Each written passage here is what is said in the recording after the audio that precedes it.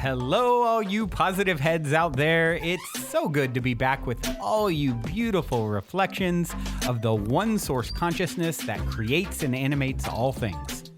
If you're new to this podcast, of course, we are super happy to have you here, and we just ask that you bring an open mind and heart to your listening experience and to be prepared to explore vantage points that I'm convinced will help shift or solidify your current understanding of the ultimate nature of reality in a way that is extremely empowering.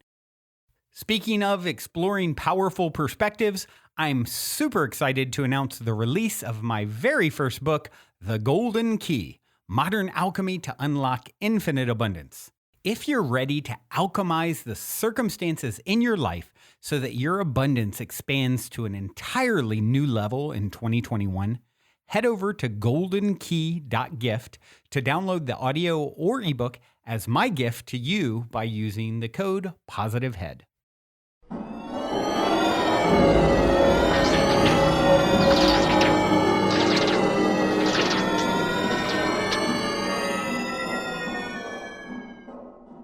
All right, all you positive heads, welcome back to another episode. So happy to be here with you all as I record on this magical Monday. Hope you are all tapping in, tuning in, finding something to be excited about wherever it is, whatever day that ends in Y that you happen to be listening in this. Why?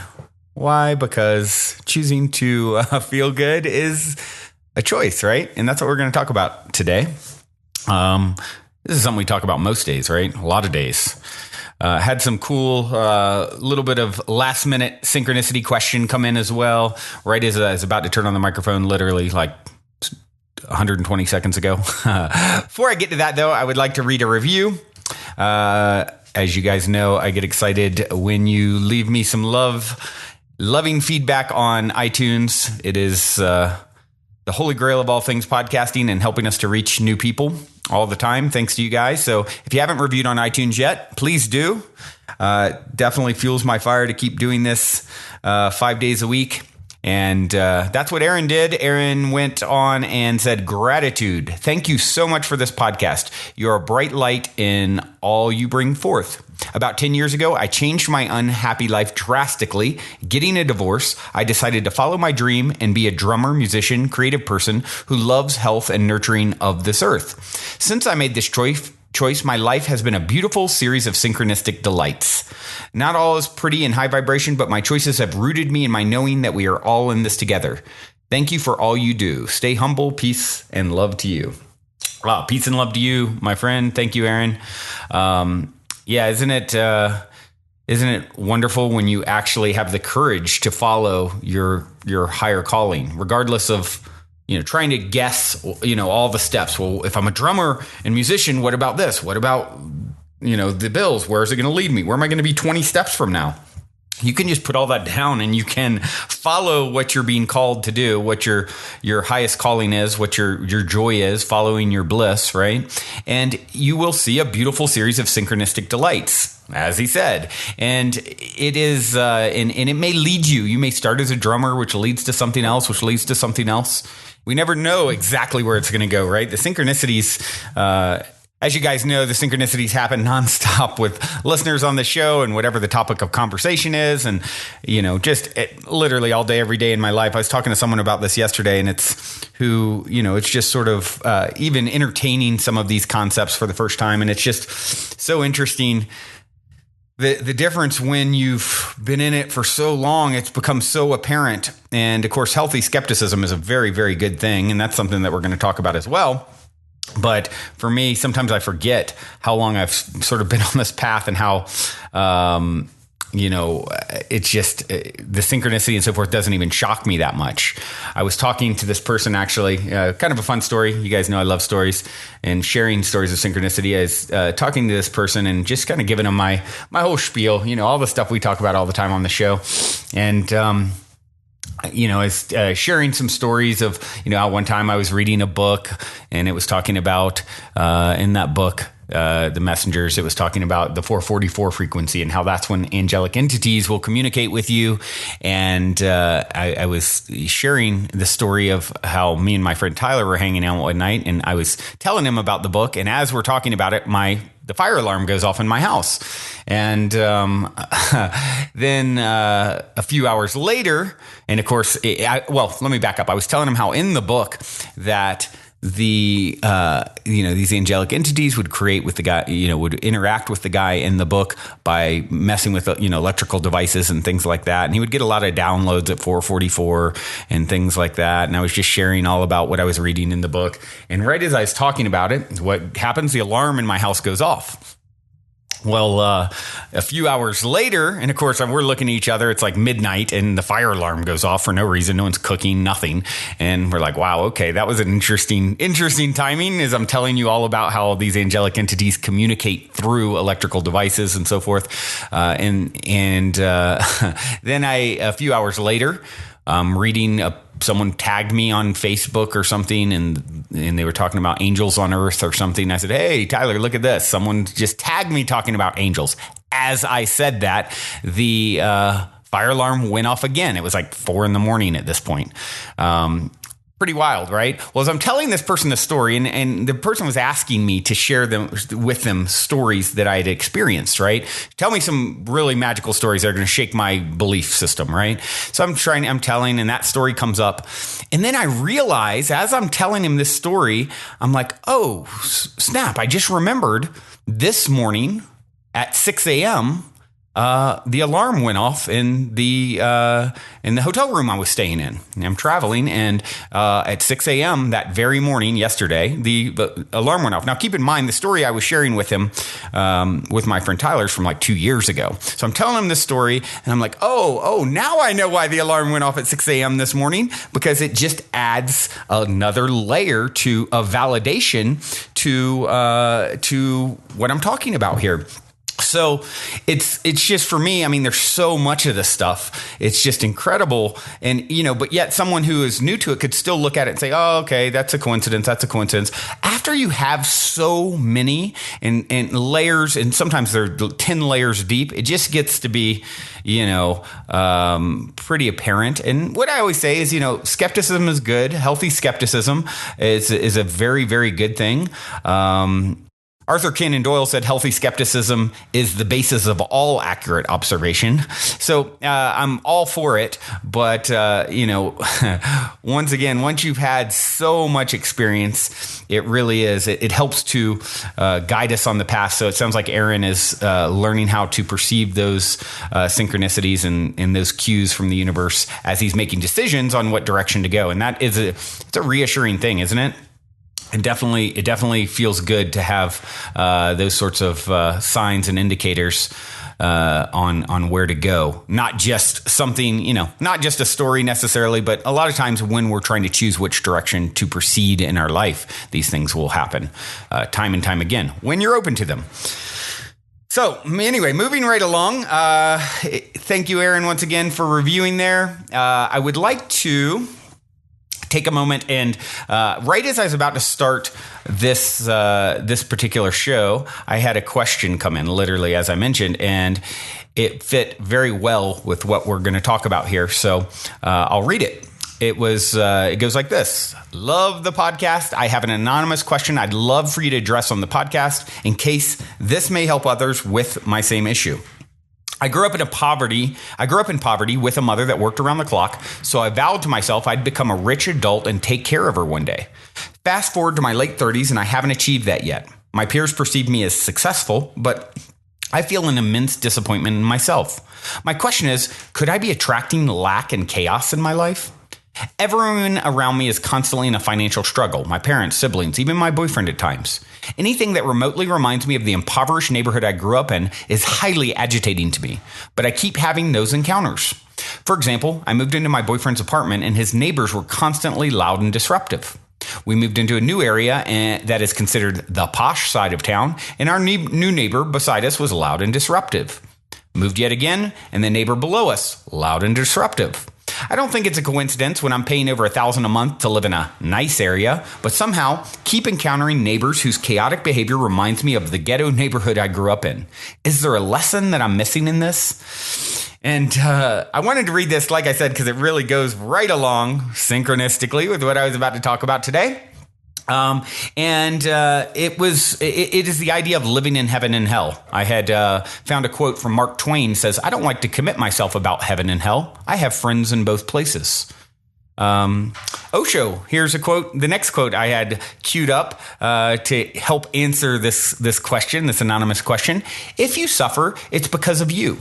If you feel blissful, it's because of you. Nobody else is responsible, only you and you alone. You are your hell and your heaven too." So I had that queued up. Anonymous questioner, you tell me what that means to you, right? If you suffer, it's because of you. If you feel blissful, it's because of you. So what I instantly thought of when you wrote in this question, a few years back, maybe 4 years ago or so, at Burning Man, we had, I helped to start a theme, actually with my friend Tyler, who I just mentioned, helped to start a camp called Intergalactic Sasquatch Village. It's a thriving Burning Man camp these days. And I haven't been as active in helping to run the camp, but I did help to start it initially. And wonderful group of people, friends, Soul Fam, love you guys if any of you are listening. And so anyway, our first year though, we were so excited about the camp and we had put all this energy into it, and we had this big sound system, and we were having a bunch of great musical artists going to come play, and we get put on the very edge of one of the streets where probably the most agitating camp on the playa is there every year in that same spot. And they keep moving people because no one can deal with them. They're called Voted Best Camp. If you guys are burners, go out to the edge of 2 and K. You'll see Voted Best Camp. They'll probably have a megaphone on and screaming insults at you, playing punk rock, which is a very weird thing on Burning Man grounds. You don't hear a lot of punk rock. You hear a lot of electronic music and other things in between, not a ton of punk rock. So all this just agitating music, them screaming and sound effects, and just like that was their whole thing, to be just completely obnoxious. We were right next to them.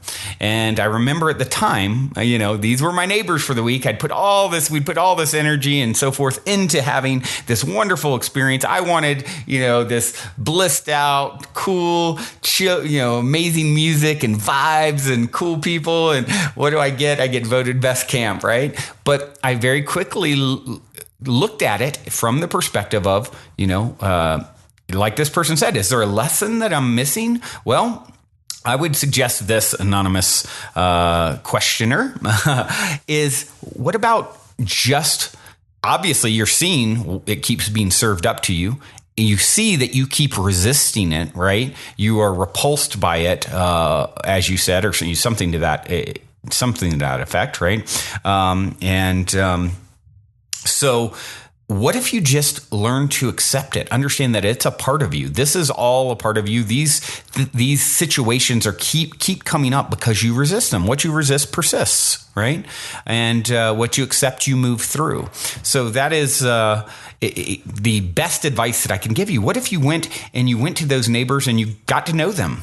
Maybe those neighbors are playing a perfect role. They're playing the villain in your story, right? In a sense. And they're actually soul family that you have deep history with. And they're there as an opportunity for you. You're looking at it as an obstacle. What if it's an opportunity?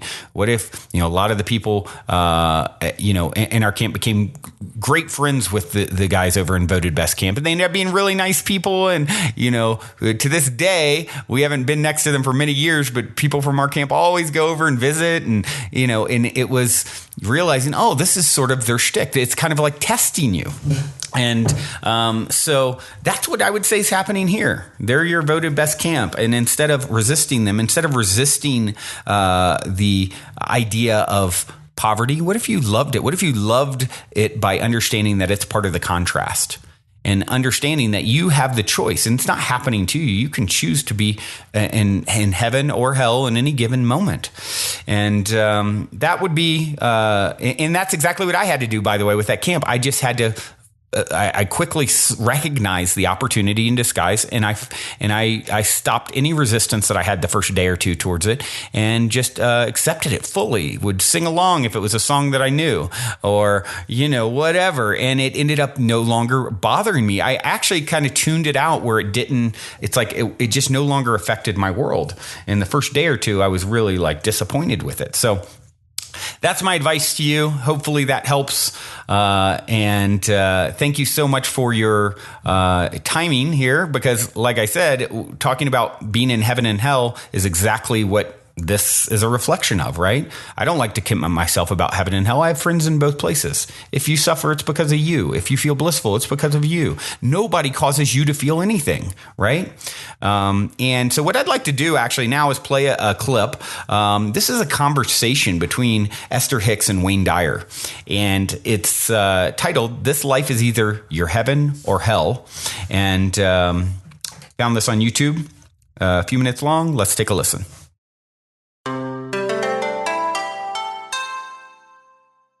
Here's what we would do. So here you stand, you're listening in on this, all of you, and we're having a very in-depth, truly leading-edge conversation about it. And so you think about soldiers who are doing their duty, and you want to feel patriotic, and you want to appreciate them for their sacrifices, and you appreciate the things that they're doing on behalf of your nation. Well, those feelings feel good to you when those are good feeling thoughts. So that's the aspect of that you want to focus upon. So let's say that you are aware that negative behavior, truly awful things, are happening to people in villages somewhere. And when you focus upon it, it takes you to your knees because it is such a departure from who you really are. So what do? Do you hide your head in the sand? Do you condemn those who are doing it? Or do you let this contrasting experience help you define what you want, and do you then line up with that? So do you then begin telling the story of a world that is more compassionate, of a world that is understanding more clearly who they are, of a world where all children are eating, where children are waking up and feeling secure in their own beds, where parents are waking up and understanding that the world is big enough for all of them. In other words, you can beat the drum of dysfunction, and it is an easy thing to do in this world with all of this media, but it never feels good to you when you do it. And you have choices that if you will make them, you will discover your true power. Because one who's connected to the stream is more powerful than millions who are not, you see. Oh, it's so true. So if you hold yourself in a vision of what you want relative to whatever is happening with this war or with this experience, and you are able to find yourself in sync with Source, you'll feel inspiration. And the thing that is most important is that without even sending your dollars, you are trading in a vibrational currency. And when you sync up with Source and you hold those things as your object of attention, people who are there, who are also tired of that, who know that this isn't the answer, may have an opportunity of picking up on that path of least resistance that you have carved out, and an idea is born within them, you see. I see a lot of that. I mean, I get a lot of mail and so on from people who are in that.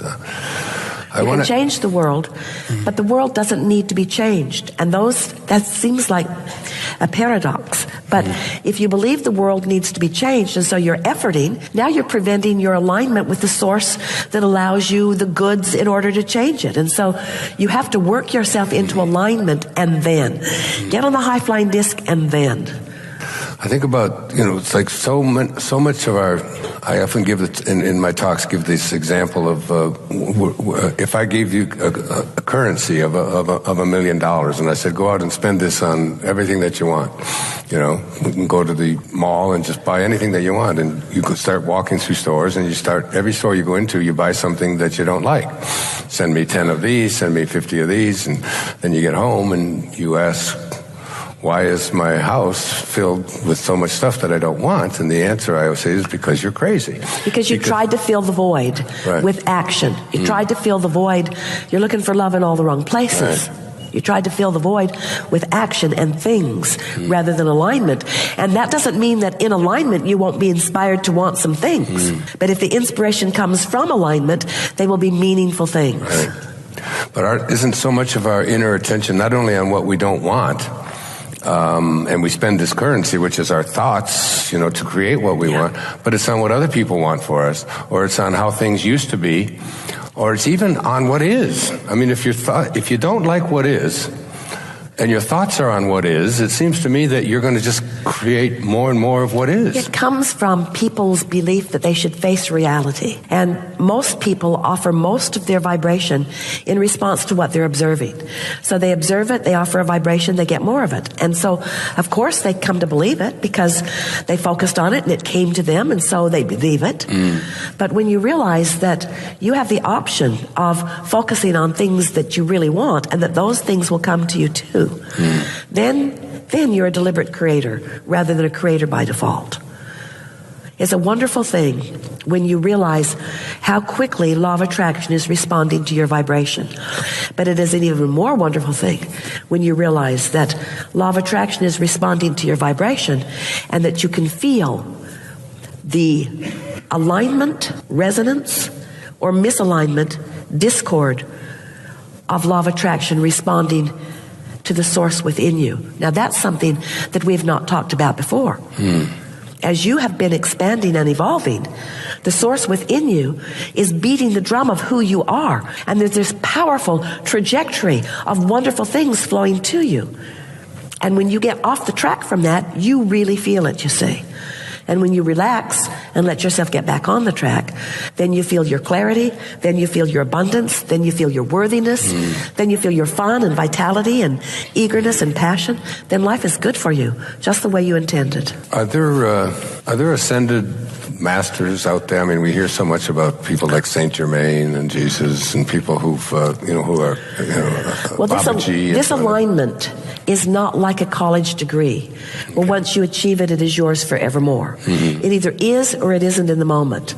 But there certainly are those who catch the spirit of that alignment and work to maintain it. And that's what you're talking about. And can we access, can we access these people? Or they're available to you at all times. Just get focused on what they're interested in and see how readily available they are to you. And what are they interested in? Everything that you're interested in. From their vantage point. They're eager. You know that this is the leading edge of thought. This is where it's at. Humans think that this is just a trial ground and that heaven is where it's at. But this is the leading edge of thought. This is where thought manifests. Earth's crammed with heaven. Earth is heaven or hell, your choice. And speaking of hell, does such a thing exist? Is this just... Only in the mind of a disconnected being, human. The animals don't know it. Only humans who pinch themselves off from clarity. Wouldn't you call confusion a sort of hell? Wouldn't you call lethargy a sort of hell? People who've behaved in horrific ways, is there punishment when they leave this earthly plane? That really disappoints humans when we tell them that is not the case. The greatest punishment is self-inflicted as you deprive yourself of the energy of source, which is available to you at all times. And when you disallow that, it's very unpleasant. But when you reemerge back into non-physical, you will leave behind all doubt and fear, all grudges, all hatred, all misunderstanding. And you will become a vibrational equivalent to all that this life and before has caused you to become. So all of the low points in our own lives, when I think of, as I was writing this, I can see clearly now. I look at some of the things that I did, the ways that I behaved, my consciousness, and how would you know you're seeing clearly if you didn't see not clearly? How would you appreciate the clarity that you've now found if you hadn't lived in some of that? And how could you live other than what you're living? With the source right there calling you forward, calling you forward, calling you forward. And then it's easy to get all the way forward and look back and say, shouldn't have been on that path and shouldn't have been on that path, when source called you every step along the way. Because it was the path of least resistance, and therefore the only path that was available to you at the time. It's a good thing to give yourselves a break. Source is not judging you. You do it to yourself, and then you pinch yourself off from source. But I think of I don't know, but I've just been lucky that had I been found out some of the things that the ways that I had behaved at earlier times in my life. But things are always working out for you, and your behavior didn't deserve punishment. It didn't deserve finding out. You're just off your path a little bit. Right. Source is always looking the other way when you stumble, never looking at what you think is wrong. That's you that do that to yourselves and each other. Little child is just learning to walk, falls down. Get up, you little dummy. You don't say that. You acknowledge that this is the way he finds his balance.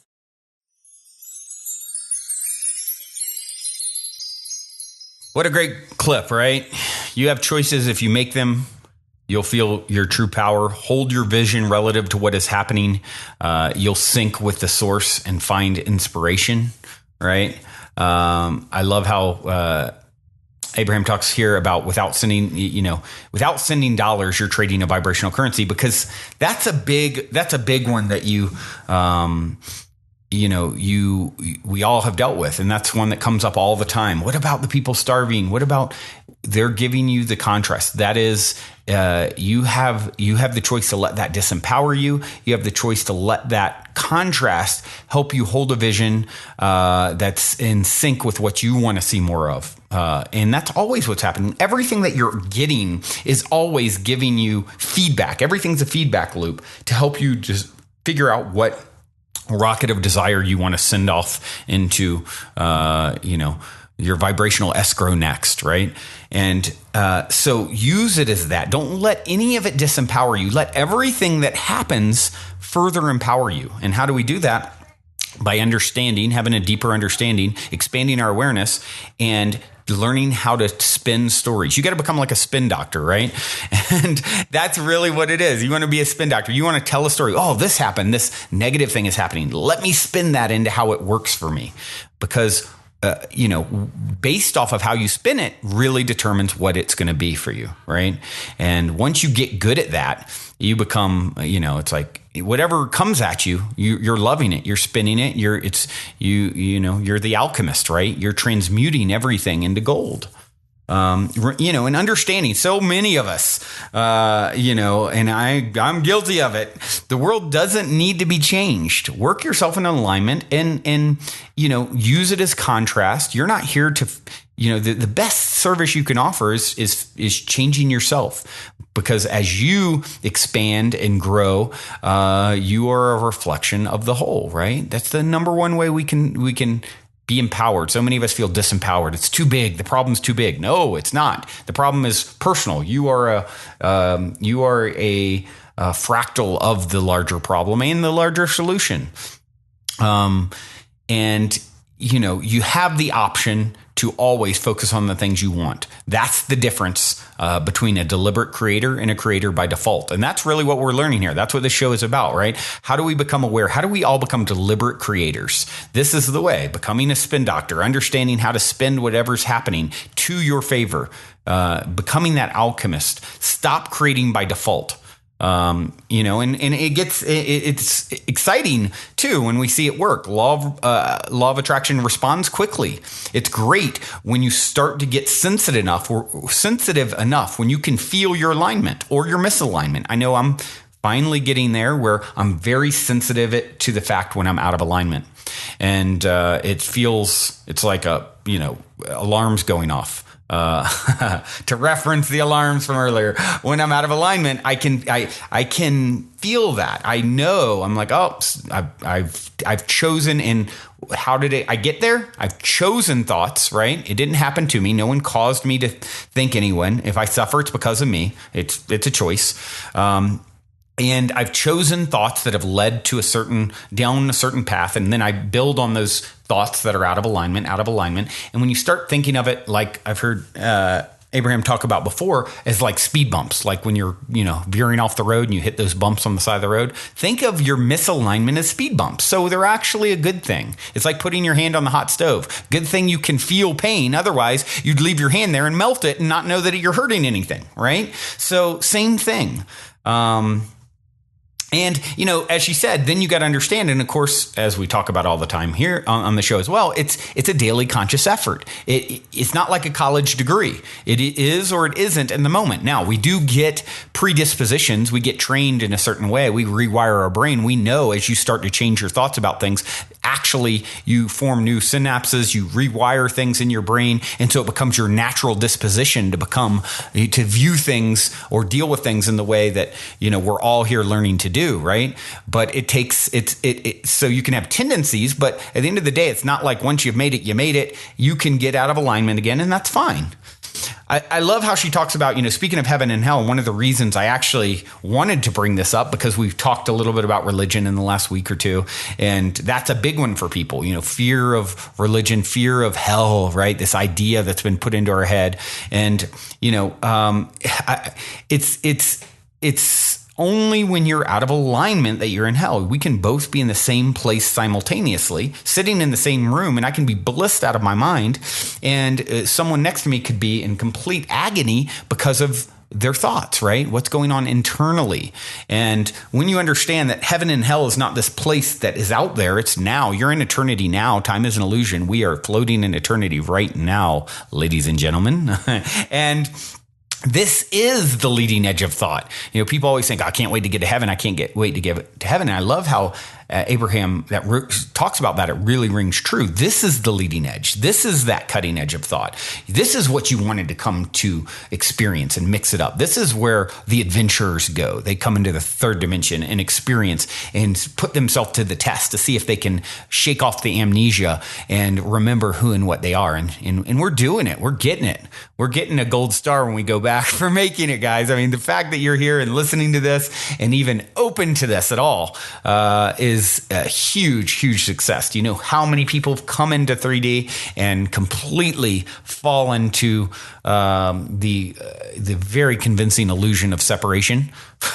All of our forefathers, mostly, almost, obviously you have sprinkles of awakened masters and so forth. And I'm sure there's been lots of people you haven't heard of who woke up in the dream, so to speak. But now here we are waking up in mass. This movement, this time of reconnection is happening. And we have earned a place to be here. And this is the leading edge of thought. It's such an honor and privilege. So if you're experiencing hellish conditions, neighbors that are screaming and making noise, love that. What an awesome opportunity that you got to come and experience that contrast out of the bliss that is being sourced for eternity. You got to experience that. You're getting to experience that. And if you can bring awareness to that moment while you're having it and then see the beauty in it, now you get like 2 gold stars. Now you're onto it. Now you're getting to the next level stuff. You're getting to where you understand that things are always working out for you. And if you were feeling out of balance, no big deal. Source isn't here to judge you and torture you forever, right? This is just, Source sees it as, this is just the way you find your balance. You were just off your path a little bit. And things are ultimately always happening for you and through you, right? Well, guys, it has been a joy, an honor, a pleasure to connect once again. Thank you for helping me to set my own alignment for this magical Monday morning. And by connecting with you all, growing with you all, we truly do teach best what we most need to learn. And I need to learn this stuff as much as any one of you. And I appreciate you playing your role and my own development. And man, isn't it so much more fun doing this together? This is what we came here for, guys. This is what you get. You came here for those neighbors. Love them. Send them love. Be appreciative. Guess what you'll find? All of a sudden, it will magically disappear. That's the beauty of it. What you resist persists. What you accept, you move through. I have a track to leave you with.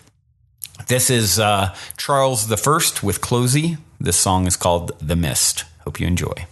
Also, before we cue up today's song, as a quick reminder, don't forget to download the Golden Key audio or ebook as my free gift to you at goldenkey.gift using the Golden Key code POSITIVEHEAD.